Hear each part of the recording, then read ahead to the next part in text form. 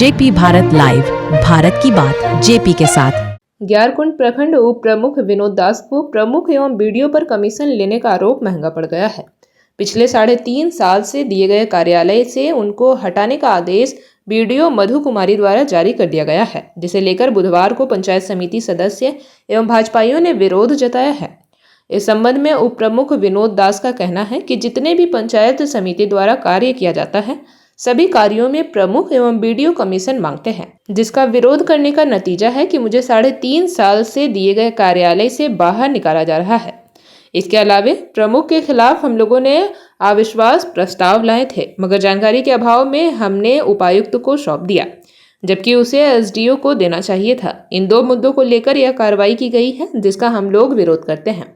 वहीं सिवलीबाड़ी दक्षिण पंचायत के पंचायत समिति सदस्य मधु सिंह ने कहा कि बीडीओ का व्यवहार जनप्रतिनिधियों के प्रति अच्छा नहीं है।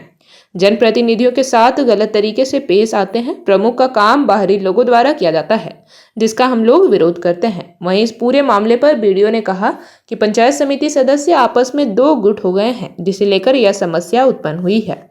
प्रमुख द्वारा पूछा गया था कि उप प्रमुख को कार्यालय कैसे दिया गया। जांच करने पर पता चला कि उन्हें कोई कार्यालय आवंटित नहीं है। पंचायत समिति सदस्य को सिर्फ एक कमरा दिया जाना है। इसके अलावा पदाधिकारियों को बैठने के लिए कोई कमरा खाली नहीं है, इसलिए उप प्रमुख का कमरा खाली कराया जा रहा है। अब सवाल उठता है कि उप प्रमुख को कोई कार्यालय आवंटित किया जाना वैध नहीं है। फिर पिछले 10 सालों से किस प्रावधान के तहत उप प्रमुख प्रखंड कार्यालय में अपना कार्यालय का प्रयोग कर रहे थे। प्रमुख और बीडीओ का यहाँ पर जो है न गहरा संबंध है। ये लोग जो है कमीशन का यहाँ पर चल रहा है और कमीशन इन लोग को चाहिए। कमीशन का विरोध हम लोग किए हैं। तो आज जो है हमारा ऑफिस जो है, जो विगत हमारे पहले हमारे अजीत बावरी जी थे उप प्रमुख, वो 7 साल रह गए कोरोना काल में। हम जब से जीते हैं 3.5 साल से हम यहाँ उप प्रमुख ऑफिस है। अभी बोल रही है मैडम कि इसे उप प्रमुख का कोई अधिकार नहीं है अलग से ऑफिस लेने का, बीडीओ मैडम। तो कहने का मतलब है इसको हम लोग निरस्त करते हैं। कहीं मतलब ऐसा संविधान में नहीं है उप प्रमुख का अधिकार है। तो कहने का मतलब जनप्रतिनिधि हम लोग कहाँ बैठेंगे। प्रमुख बीडीओ के साथ मिलकर, अधिकारी के साथ मिल करके ये सारा घोटाला कर रहे हैं। योजना में सबसे कमीशन मांगते हैं। इनको 7% कमीशन दिया जाएगा और इसका हम लोग विरोध करने के लिए जुटे हैं। आज हमारा ऑफिस को इनको हटा दे रहे हैं। मेरा बोर्ड को सब हटा दिया गया है। हमको बोलते हैं कि नहीं, आपको यहाँ नहीं बैठना है, आप चल जाइए, आपको यहाँ से हटा दिया गया। प्रमुख और प्रमुख का काम बाहरी लोग देखते हैं। पहली बात, आप यदि हम गलत बोल रहे हैं तो ये यदि कैमरा है लगा हुआ तो कैमरा चेक कर सकते हैं, क्योंकि हम महिलाएं ज़्यादा हैं तो हम चाहेंगे कि सुविधा बाहर के लोग हमारे मैनेजमेंट को क्यों देखेंगे। यदि पंचायत है और प्रमुख हैं, उप प्रमुख हैं, तो हम तो उनसे बात करेंगे ना, पहली बात। और बहुत जैसे 8 तारीख को मीटिंग था, यदि सारे लोग तो जमा हुए थे, यदि इनको उप प्रमुख का ऑफिस हटाना था बीडीओ मैडम को, तो सूचना देना चाहिए था, वहीं अनाउंस कर देना चाहिए था कि मैडम ये नहीं होता है, उप प्रमुख का ऑफिस नहीं होता है। आप रातों रात क्यों हटा दिए? ये अपमान करना है, ये मानहानि भी है। और आप सूचना देने, आप पढ़ी लिखी ना करती हैं, आप जिस कुर्सी पे बैठी हैं आपको तो इतना समझ होगा कि कोई चीज़ होता है तो पहले सूचना दिया जाता है। आपने सूचना भी नहीं दी। ये तो डायरेक्ट अपमान है। और उनका व्यवहार इतना असभ्य जैसा है कि हम सोच नहीं सकते और बता नहीं सकते आपको। यदि रिकॉर्डिंग होगा तो आप लोग ले लीजिएगा। ऐसा अब आपस का उन लोगों का मामला है। 2 गुट में वो लोग बट गए हैं। उप प्रमुख जो हैं वो शायद उन लोगों ने एप्लीकेशन दिया प्रमुख के खिलाफ अविश्वास के लिए कि डीसी साहब को ये एप्लीकेशन गया, डीपीआरओ साहब सर को।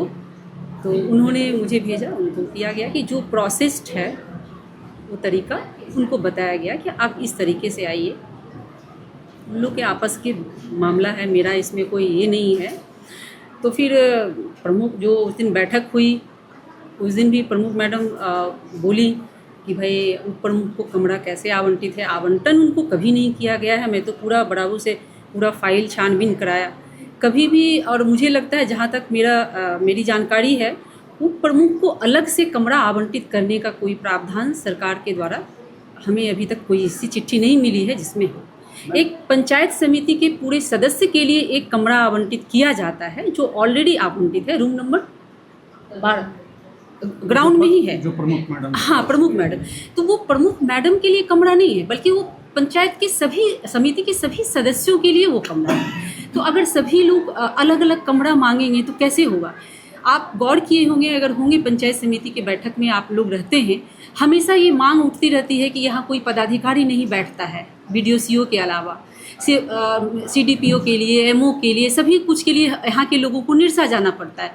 तो हमने इस चीज़ को इंश्योर किया है कि प्रत्येक वीक में एक दिन MO आएंगी, एक दिन CDPO आएंगी, और इस चीज़ का हमने लेटर भी ग्रुप में शेयर किया है कि हाँ हर शुक्रवार को जो है CDPO कार्यालय से एक LS रहेंगी, और CDPO अगर फुर्सत रहेगा तो भी रहेंगी, चूँकि 3-3 प्रभार में है तो समय का अभाव है। MO आएंगी। तो हमारे पास अभी शिक्षा विभाग वाले आए कमरा मांगने के लिए, अभी आवंटन हुआ आपका ये नहीं केंद्र के लिए, प्रज्ञा केंद्र के लिए, उसके लिए मुझे कमरे आवंटित करने हैं। तो आखिर कमरा जो है उसी में हमको एडजस्ट करना है, तो इसलिए दिक्कत है। बात तो यहाँ ये हुई थी कि पिछले 8 साल से आवंटित था, अगर बहुत सारा प्रखंड में कमरा खाली है। अच्छा एक बात बताइए कि सरकार परंपरा से चलती है क्या? मैं सरकारी पदाधिकारी हूँ और मुझे जो सरकार का निर्देश होगा उसका अनुपालन करना है। अगर कोई चिट्ठी, मैंने उनसे कल भी कहा कि अगर कोई चिट्ठी है कि प्रमुख के अतिरिक्त अलग से कोई उप प्रमुख को कमरा आवंटित करने का प्रावधान है, तो हमारे पास कमरा अगर नहीं रहेगा ना, तो मैं अपना कमरा भी खाली कर दूंगी और उनको आवंटित कर दूंगी। तो ये मामला JP भारत लाइव, भारत की बात JP के साथ। वीडियो को लाइक करें, शेयर करें और चैनल को सब्सक्राइब करें।